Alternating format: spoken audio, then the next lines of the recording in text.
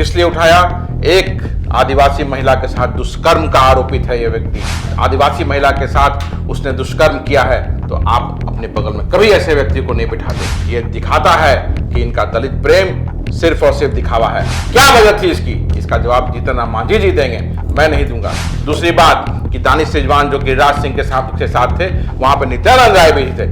ये भाजपा का भी चरित्र दिखाता है। जब दलित प्रेम इनको तब दिखता है जब इन्हें अपने पुत्र को शीर्ष पे पहुंचाना होता है। लेकिन जब एक दलित महिला के साथ उत्पीड़न होता है, एक दलित महिला के साथ बलात्कार की घटना होती है, एक दलित महिला के साथ शोषण किया जाता है, उस वक्त इनको दलित प्रेम नहीं दिखाई देता। झारखंड की जेल में 6 महीने रहे और दलित महिला पर गोली चलाने का आरोप है। वहां से झारखंड की पुलिस ने इनको उठाया। जी बिल्कुल। क्यों? एक व्यक्ति जो महिला उत्पीड़न का आरोपी है, महिला के शोषण का आरोपी है, उसके साथ वहां गले में गले डाल के फोटो खिंचा रहे। क्या कारण था? क्योंकि भाजपा का जो दोहरा चरित्र है, दोहरा मापदंड है, पूरा देश देख रहा है। आज उन्नाव में क्या हुआ, हाथरस में क्या हुआ, गुजरात में बलात्कारियों को छोड़ दिया गया, मणिपुर में हमारी बहनों को नंगा करके गैंग रेप किया गया। भारतीय जनता पार्टी के लोग कहां थे? उनका जुबान कहां चला गया था? गले के अंदर फंस गया था क्या? नमस्कार, आप देख रहे हैं देशवा न्यूज और मैं हूं आपके साथ कुमार कौशिक। आज हम चर्चा करने वाले हैं दलित प्रेम और दलितों पर राजनीति को लेकर के। हमारे साथ हैं कांग्रेस सेवा दल यंग ब्रिगेड के नेता आदित्य पासवान जी, जो कि दलित नेता हैं और दलितों के शुभचिंतक हैं। इनसे कई सवाल होंगे। जीतन राम मांझी जी, उनके बगल में सबसे करीब रहने वाले राष्ट्रीय प्रवक्ता दानिश रिजवान, याद ही होंगे आपको। दानिश रिजवान के ऊपर ऐसा आरोप है कि उन्होंने एक दलित महिला के साथ गलत किया, उसका उत्पीड़न किया, रात भर उसको मदद करने के नाम पर वो शोषण करते रहे। महिला ने जब आरोप लगाया तो उसको उन्होंने धमकाया, उसके ऊपर गोलियां चलाई। इस पूरे मामले को लेकर के उनको जेल भी हुआ, 6 महीने तक जेल में रहे। जिस समय यह प्रकरण हुआ, जीतन राम मांझी जी ने उनको पार्टी से अलग कर दिया, बेदखल कर दिया। दानिश रिजवान की वापसी हो गई है। दानिश रिजवान जब वापस आए तो जीतन राम मांझी जी के साथ वो धरने पर दिखे। जी हां, जंतर मंतर पर जीतन राम मांझी जी धरने पर बैठे हुए थे, वहां दानिश रिजवान दिखे। प्रेस कॉन्फ्रेंस इन्होंने बुलाया था, वहां पर भी दानिश रिजवान दिखे। क्या दलित प्रेम खत्म या केवल दलितों को लेकर के यह भ्रमित करने का एक स्वांग है? क्या यह दलितों को भ्रमित करने का केवल स्वांग चला जा रहा है? जिस तरीके से दलित प्रेम दिखाया जाता है, दलितों के स्वघोषित शुभचिंतक घोषित कर दिया जाता है खुद को।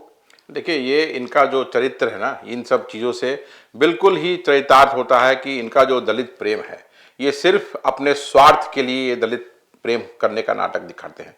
और आप देखिए, आदतन अपराधी जो एक आरा के कोर्ट में पेशी के लिए गया हुआ था, वहां से झारखंड की पुलिस ने इनको उठाया। जी बिल्कुल। किस लिए उठाया? एक आदिवासी महिला के साथ दुष्कर्म का आरोपित है ये व्यक्ति, और 6 महीने जेल रहा। रांची में, झारखंड की जेल में 6 महीने रहे और दलित महिला पर गोली चलाने का आरोप है। आपने पदमुक्त किया, ये एक दिखावा है। अगर आप पदमुक्त करते और आपको सही में अगर इस चीज का दर्द होता कि एक दलित महिला, एक आदिवासी महिला के साथ उसने दुष्कर्म किया है, तो आप अपने बगल में कभी ऐसे व्यक्ति को नहीं बिठाते।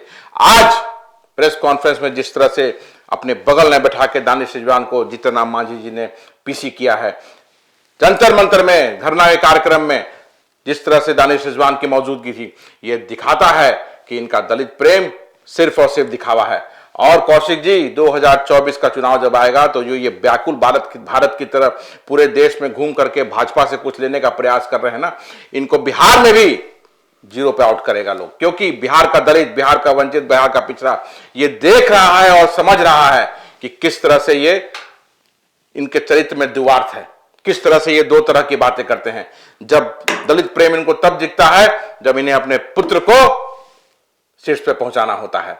लेकिन जब एक दलित महिला के साथ उत्पीड़न होता है, एक दलित महिला के साथ बलात्कार की घटना होती है, एक दलित महिला के साथ शोषण किया जाता है, उस वक्त इनको दलित प्रेम नहीं दिखाई देता।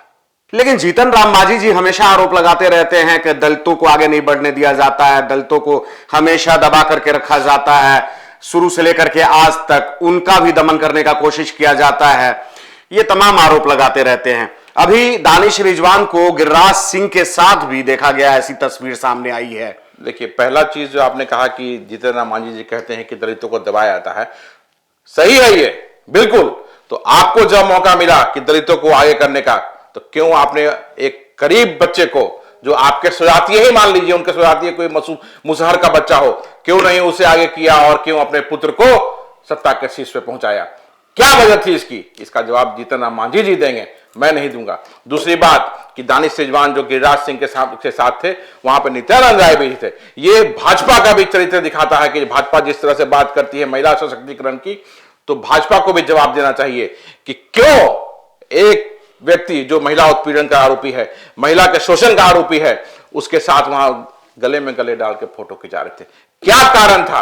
क्योंकि भाजपा का जो दोहरा चरित्र है, दोहरा मापदंड है, पूरा देश देख रहा है। आज उन्नाव में क्या हुआ, हाथरस में क्या हुआ, गुजरात में बलात्कारियों को छोड़ दिया गया, मणिपुर में हमारी बहनों को नंगा करके गैंग रेप किया गया।